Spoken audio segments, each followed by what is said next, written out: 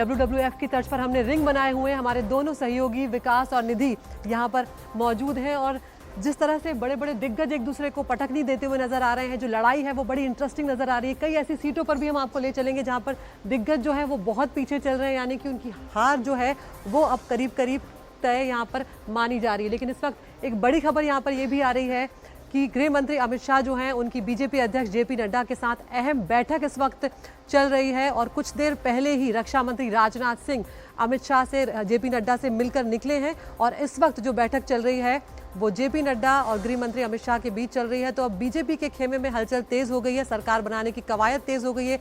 कल एनडीए की एक बड़ी बैठक होने जा रही है। गृह मंत्री अमित शाह अपने सभी सहयोगी जो हैं उनके लगातार संपर्क में है और साथ ही हम आपको यहाँ पर नतीजे भी दिखा रहे हैं उत्तर प्रदेश में क्या स्थिति रही है अलग अलग जो खंड है वहां पर, क्योंकि उत्तर प्रदेश वो राज्य है जिससे सबसे बड़ी चोट जो है वो बीजेपी को पहुंचाई। एक बड़ा नुकसान यहाँ पर हुआ है बीजेपी को, क्योंकि यहाँ पर 80 में से 80 सीटों का टारगेट बीजेपी लेके चल रही थी, लेकिन एक भारी नुकसान देखने को मिला। आप देख सकते हैं यहाँ पर इंडिया गठबंधन जो है 41 सीटों के साथ वो आगे चल रहा है, 35 सीटों की बढ़त है और एनडीए आप देख सकते हैं 38 सीटों पर यहाँ पर नजर आ रहा है। 26 सीटों का नुकसान, एक बड़ा नुकसान यहाँ पर नजर आ रहा है और बीएसपी जो है वो खाता नहीं खोल पाई और यही बात लगातार की जा रही थी कि जो बीएसपी के जो वोट कटेंगे वो आखिर किसकी तरफ जाएंगे, उसका फायदा किसे होगा और यहाँ पर सीधे तौर पर इंडिया गठबंधन को उसका फायदा होता हुआ नजर आ रहा है। चलते हैं हमारे सहयोगी निधि और विकास के पास। तो इस समय की बड़ी खबर जो आ रही है फैजाबाद से आ रही है।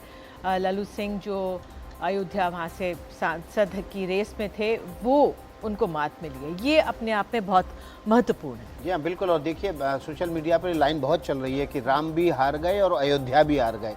राम से मतलब था अरुण गोविल जो कि मेरठ से चुनाव लड़ रहे थे, वो पीछे ट्रेल कर रहे थे उस वक्त, और अयोध्या से लल्लू सिंह चुनाव हार गए। लेकिन संजय सिंह का बयान था जो कांग्रेस के प्रवक्ता हैं, जो कहा था उन्होंने कि नीतीश सबके हैं, उस पर हम रिएक्शन ले लेते हैं जीवीएल नरसिंह राव का। जीवीएल बहुत पुराना एक्सपीरियंस है बीजेपी का भी आरजेडी का भी कि नीतीश सबके हैं, तो इस बार अगर सबके हो गए तो आपके लिए मुश्किल हो जाएगी।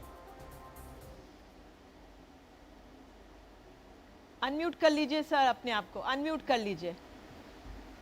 देखिए, इलेक्शन कमीशन के वेबसाइट के आधार पर हमारा संख्या लगभग 250 है, 244 है, तो मान लीजिए वहां भी रहेंगे तो बहुमत के आंकड़े से केवल 28 सीट की फासला है और केवल किसी एक पार्टी के पास तो उतना संख्या बल नहीं है और हमारे पास कई दलों का समर्थन प्राप्त है एनडीए के अंदर और इसके बाहर से भी समर्थन मिलेगा और केवल ये मोदी जी की सरकार और भाजपा लेड सरकार को ही एक बहुमत और एक स्थायी सरकार 5 साल दे सकती है।